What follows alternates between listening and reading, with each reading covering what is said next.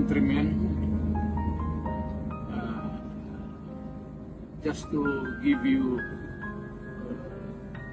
the current situation. I am about to land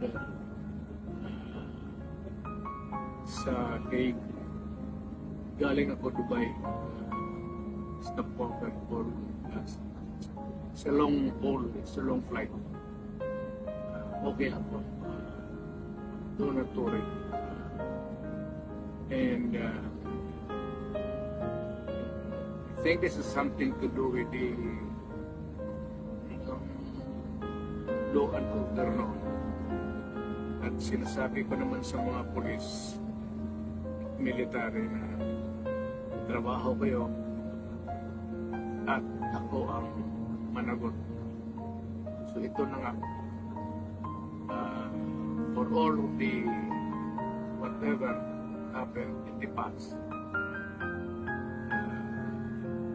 ako na yung nag-front sa ating law enforcement at military. Sinabi ko na I will protect you and ako ang managot sa lahat.